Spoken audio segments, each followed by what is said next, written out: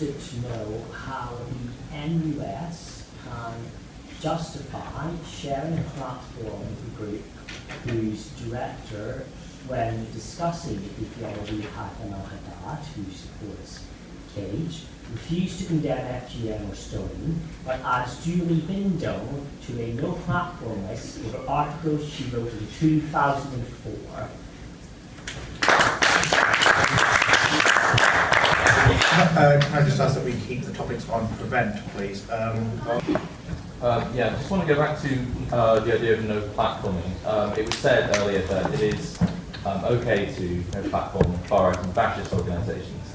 So an organisation whose former chairman and current communications director says in an interview, right next to this man and will not condemn, that it is okay in the ideal state, if the burdens of evidence are met, to stone a woman to death for adultery, is not fascist or a far-right organisation. What is?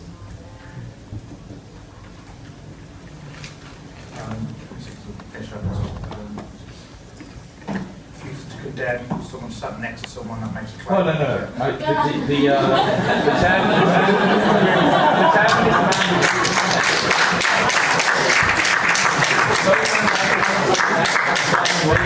it's the chairman of the organisation who said it was okay to stone women to death. I don't think it's worth laughing about.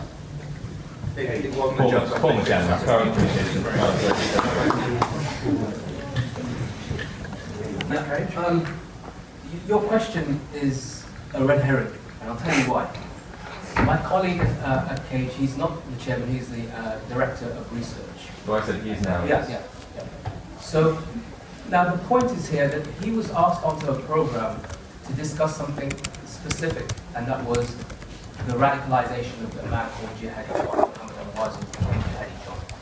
The interviewer asked him, yes, but do you condemn, and do you condemn, and do you condemn?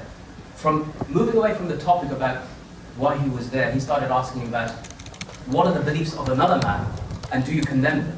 And I'm not going to ask you about that. Now the problem with this is that he could ask him Qureshi, or I could do the same thing, and we could say, do you condemn the fact that I was raped by your government?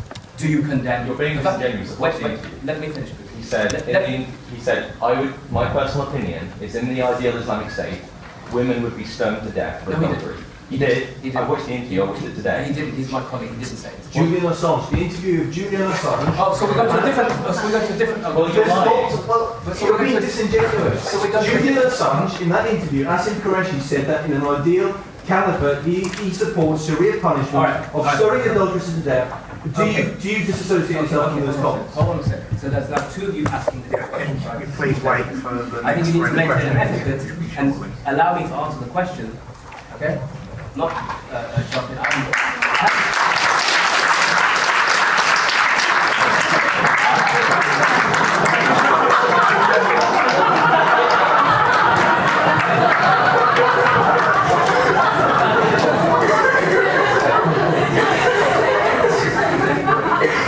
Let me ask you this, okay? Let me respond with this.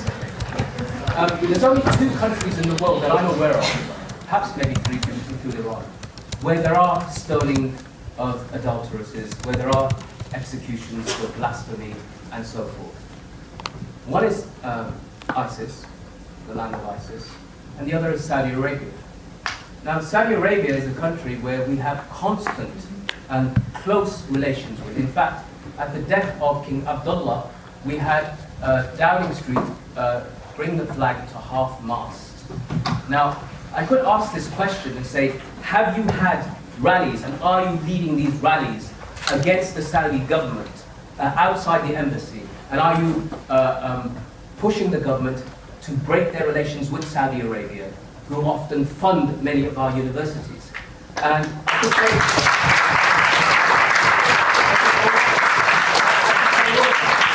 I could say all of that.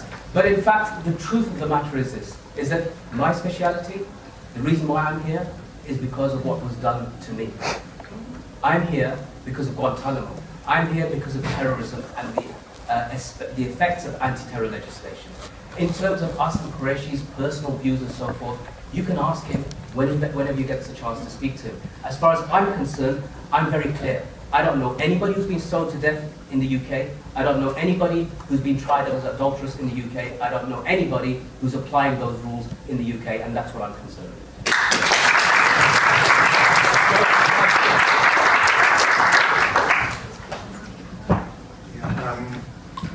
Should we discuss more on this further, or are we okay to move on? Well, you can go to question, and he's going to keep doing it because he always does when he's asked about it. So. Right. Are you condemning what happened to him? Do you condemn what the British government did to him? Can we Do you condemn what the British did? What have you done about it? What have you done about it? You fucking all. Well, I've signed petitions and so on, but that doesn't mean it's okay. You can't say that. How do you know? Guys, why don't we just play this interview? Because otherwise this entire evening is going to turn into an argument about what someone did or did not say. Surely the interview would objectively prove one side or the other. Good point. What about the bloody issue? Show the film. I said this. Last year I was here in the Great Hall. I think you had about 800 people there. And I spoke all about this. I didn't have anybody come along and complain. Why now? Well, I wasn't here last year. Okay, guys, we've only got 5 minutes, so we've got one question about freedom of information. We're going to take a few more now and then deal with them. So just say 3 more questions and then 2 more questions. Yeah, so we've got one in the cards already. So yeah, so Steve, do you want to go, and then go at the back, and then we'll keep answers really short. Yeah? Yeah. Okay, so we just take one more question, and we've got one in the books. No? Yeah, okay. So we just answer the freedom of information one. I'll speak to you after this. Okay. Yeah, Somebody okay. had their hand It's up still before, quite man. important. Yeah, but he's just put it down when the question the question. So,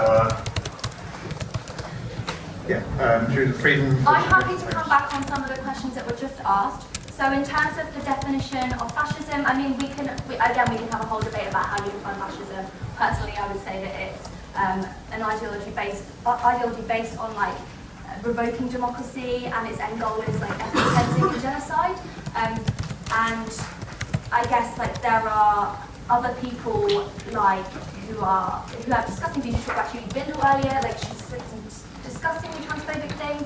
There is also people like Douglas Murray, Associate Director of the Henry Jackson Society, and the Student Rights, which was actually on the leaflet that was given out at the event, is the front group for the Henry Jackson Society.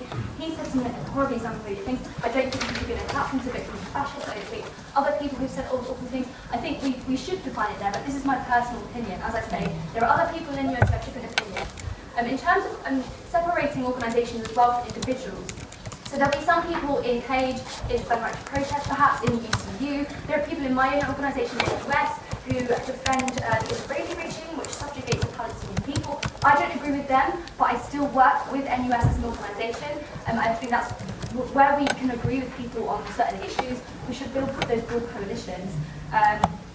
Yeah, I'll leave it there. Okay, so we're into questions then. Okay, Paul, Steve, and Sarah again. Moazzam, you kind of present yourself as kind of a civil rights activist, but I'm wondering if you are so concerned about human rights, why you would take your wife and 3 young children who live under an oppressive regime like the Taliban? Okay, well, my wife's right behind you there. So, I'm wondering what you yes, sure. We'll have a discussion afterwards, but I'll tell you something right now.